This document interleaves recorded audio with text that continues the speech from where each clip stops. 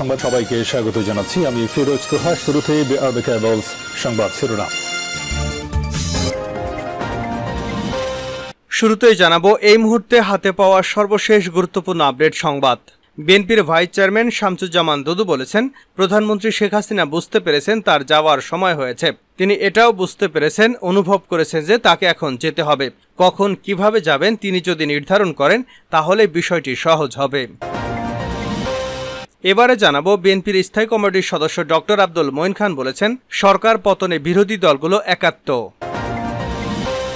জানাবো দলীয় সিদ্ধান্ত অমান্য করে চলমান উপজেলা পরিষদ নির্বাচনে দলের অংশগ্রহণকারী নেতা এবং তাদের সহায়তাকারীদের আওয়ামী লীগের দোসর হিসেবে আখ্যায়িত করেছেন বিএনপির সাংগঠনিক সম্পাদক অধ্যক্ষ সেলিম ভূঁইয়া। এদিকে কারখানা বন্ধের প্রতিবাদে সকাল থেকে 2 ঘন্টার অবরোধের পর বনানীর রাস্তা ছেড়েছে পোশাক শ্রমিকরা। ফলে রাজধানীর ব্যস্ততম সড়ক থেকে শুরু করে আশপাশের সব সড়কে যান চলাচল স্বাভাবিক হয়েছে। জানিয়ে দেব, পেঁয়াজ রপ্তানিতে নিষেধাজ্ঞা তুলে নিল ভারত। শনিবার এক প্রজ্ঞাপনে ভারত সরকার পেঁয়াজ রপ্তানিতে নিষেধাজ্ঞা তুলে নেওয়ার কথা জানিয়েছেন। এবং সর্বশেষ জানাবো আন্তর্জাতিক সংবাদ। শিখ নেতা হত্যায় জড়িত সন্দেহে কানাডিয়ায় 3 ভারতীয় গ্রেপ্তার। শিখ নেতা হরদীপ সিং নিজ্জর হত্যাকাণ্ডে জড়িত সন্দেহে কানাডার অ্যালবার্টা প্রদেশের এডমন্টন শহর থেকে 3 জন ভারতীয়কে গ্রেপ্তার করেছে কানাডীয় পুলিশ। এতক্ষণ শিরোনাম শুনছিলেন, এবার বিস্তারিত। প্রিয় দর্শক, আপনি যদি এই চ্যানেলে নতুন হয়ে থাকেন, ভিডিওটি দেখতে দেখতে চ্যানেলটি সাবস্ক্রাইব করে আমাদের সঙ্গেই থাকুন। আর এই ভিডিও সম্পর্কে আপনি আপনার মূল্যবান মতামতটি কমেন্ট বক্সে জানিয়ে দিন। আর হ্যাঁ প্রিয় দর্শক, জানিয়ে দিন ভিডিওটি কোথা থেকে দেখছেন। প্রধানমন্ত্রীর যাওয়ার সময় হয়েছে দুদু। বিএনপির ভাইস চেয়ারম্যান শামসুজ্জামান দুদু বলেছেন, প্রধানমন্ত্রী শেখ হাসিনা বুঝতে পেরেছেন তার যাবার সময় হয়ে গেছে।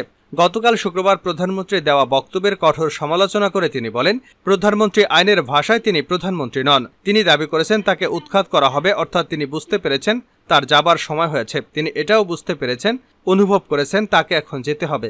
কখন কিভাবে যাবেন তিনি যদি নির্ধারণ করেন তাহলে বিষয়টি সহজ হবে। দুদু বলেন, তিনি পদত্যাগ করলে গত 15 বছরে যে জঞ্জাল, যে লুটপাট, যে নির্মমতা, সেটার অবসান ঘটবে। তাহলে তত্ত্বাবধায়ক সরকারের পথ সুগম হবে। একটা ভালো নির্বাচনের মধ্য দিয়ে যারা জনপ্রিয়, জনগণ যাদের চায় তারা ক্ষমতায় আসবে।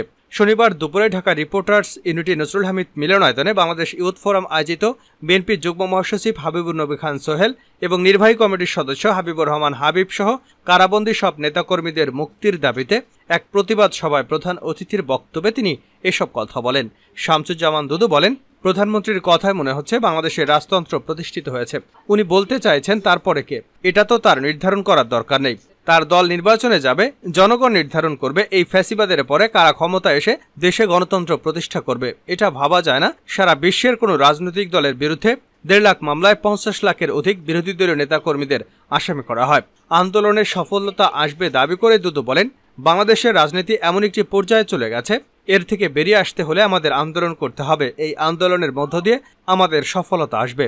আন্দোলন চলছে, আন্দোলন চলবে। এই ফ্যাসিবাদ সরকারকে আমরা যতদিন পর্যন্ত পরাজিত করতে না পারবো, পদত্যাগ করতে বাধ্য করতে না পারবো, ততদিন আন্দোলন চলবে। সরকার পতনে বিরোধী দলগুলো একাত্ম, ডক্টর মঈন খান। বিএনপির স্থায়ী কমিটির সদস্য ডক্টর আব্দুল মঈন খান বলেছেন, ক্ষমতাসীন সরকারের পতনের লক্ষ্যে বিরোধী রাজনৈতিক দলগুলো ষড়যন্ত্র করছে না, বরং আন্দোলনে একত্র।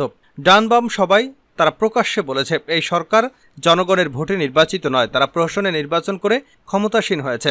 শনিবার সকালে রাজধানীর শেরেবাংলা নগরে বিএনপির প্রতিষ্ঠাতা ও সাবেক প্রেসিডেন্ট শহীদ জিয়াউর রহমানের সমাধি জিয়ারত শেষে সাংবাদিকদের প্রশ্নের জবাবে তিনি এমন মন্তব্য করেন। এর আগে জাতীয়তাবাদী উলামা দলের নতুন আহ্বায়ক কমিটির নেতাদের নিয়ে জিয়াউর রহমানের মাজারে ফুল দিয়ে শ্রদ্ধা নিবেদন এবং বিশেষ মোনাজাত করেন নেতারা।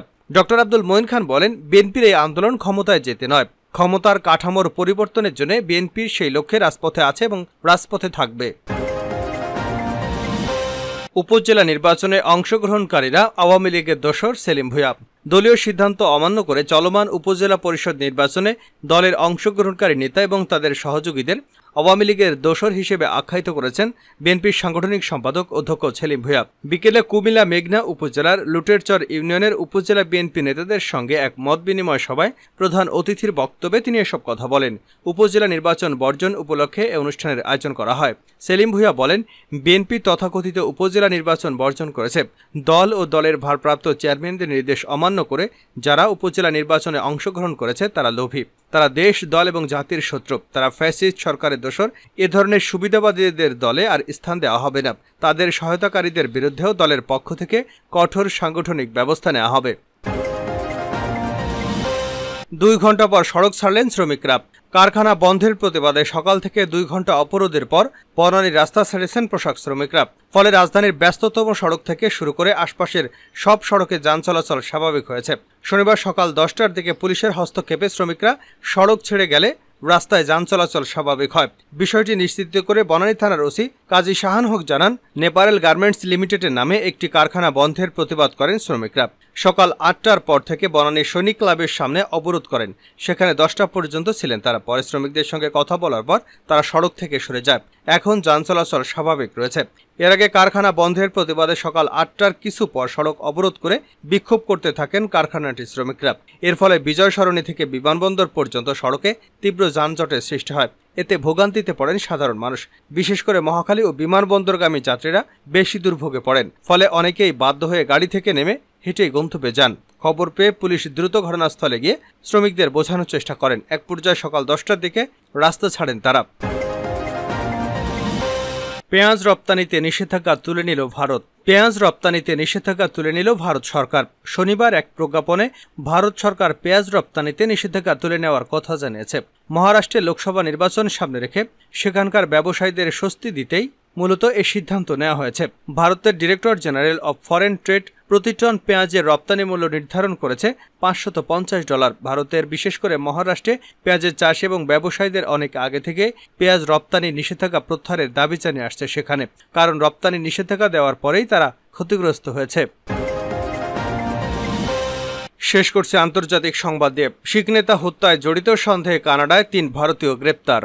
শিখ নেতা হরদীপ সিং নিজ্জর হত্যাকাণ্ডে জড়িত সন্দেহে কানাডার অ্যালবার্ট প্রদেশের এডমন্টন শহর থেকে 3 জনকে গ্রেপ্তার করেছে কানাডীয় পুলিশ। শুক্রবার দেশটির পুলিশ সুপারিনটেন্ডেন্ট মনদীপ মুকের জানিয়েছেন, গ্রেপ্তার 3 জন হলেন করণ ব্রার 22, কমলপ্রীত সিং 22 এবং কিরণপ্রীত সিং 28। তারা সবাই এডমন্টন শহরের বাসিন্দা এবং ভারতীয়। তাদের বিরুদ্ধে হত্যার অভিযোগ আনা হয়েছে। তিনি আরও জানান, এই হত্যাকাণ্ডের তদন্ত চলছে এবং এর সঙ্গে ভারত সরকারের সংশ্লিষ্টতা আছে কিনা তা খতিয়ে দেখা হচ্ছে।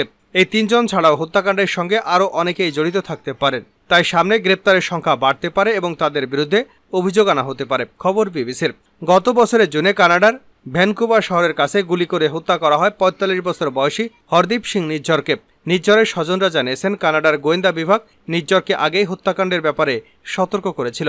হত্যাকাণ্ডে ভারতীয় গোয়েন্দা সংস্থার বিরুদ্ধে অভিযোগ তুলেছেন কানাডার প্রধানমন্ত্রী জাস্টিন ট্রুডো। তার এই অভিযোগের পর দুদেশের মধ্যে কূটনৈতিক সম্পর্কে টানাপোড়েন দেখা গেছে। শতকের 70-এর দশকে ভারতের শিখ সম্প্রদায়ের অনেকেই বিচ্ছিন্নতাবাদী বিদ্রোহ শুরু করেন। এই বিদ্রোহ দমনের সময় হাজারো মানুষ নিহত হয়েছিলেন। বর্তমানে ভারতের বাইরে বিভিন্ন দেশে পাঞ্জাবে স্বাধীন রাষ্ট্রের দাবিতে আন্দোলন চালিয়ে আসছে শিখেরা। স্বাধীন শিখ রাষ্ট্র খালিস্তান প্রতিষ্ঠার আন্দোলনে সঙ্গে যুক্ত ছিলেন নিজ্জর। বিচ্ছিন্নতাবাদী হিসেবে তাকে সন্ত্রাসী হিসেবে তালিকাভুক্ত করেছিল ভারত।